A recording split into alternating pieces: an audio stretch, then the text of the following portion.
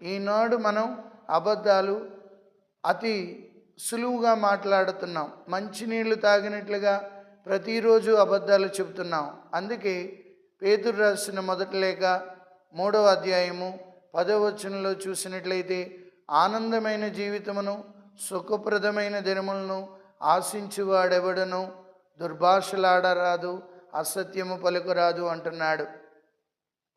కావున ప్రియమైన సహోదరి సహోదరులారా, ఈ సెల్ ఫోన్ వచ్చిన తర్వాత మరింత సునాయాసంగా అబద్ధాలు ఆడుతూ పాపాన్ని మూటగట్టుకుంటున్నాం, దేవుని యొక్క కోపాన్ని రేపుతున్నాం.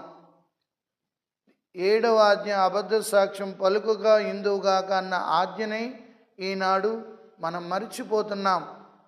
ఎందుకంటే అబద్ధం ఆడడం ద్వారా దేవుని యొక్క శాపాన్ని పొందుతాం, దేవుని యొక్క అనుగ్రహాలు కోల్పోతాం, అనేక నష్టాలలో పడిపోతుంటాం.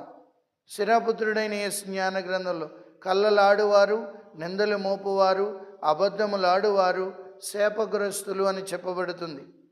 దానియేలు గ్రంథంలోకి వెళ్ళి చూసినట్లయితే 13వ అధ్యాయంలో మనం జాగ్రత్తగా గమనించినట్లయితే 55వ వచనంలో, ఆ న్యాయాధిపతులయ్యుండి సుసన్న మీద కోరిక కలిగి ఆవిడని పాడు చేద్దామని ఆవిడ మీద నిందలు వేసి అబద్ధం మాట్లాడతారు, అబద్ధ సాక్ష్యం మోపుతారు. సుసన్న పాపము చేయకపోయినా పాపము చేసిందని. అప్పుడు దేవుడు ప్రవక్త అయిన దానియేలుని లేపుతారు.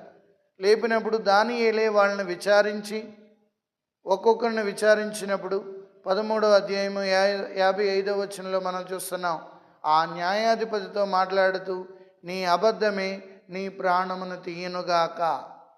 దేవుడు దేవదూతకి ఆజ్ఞ ఇచ్చి నీ శరీరమును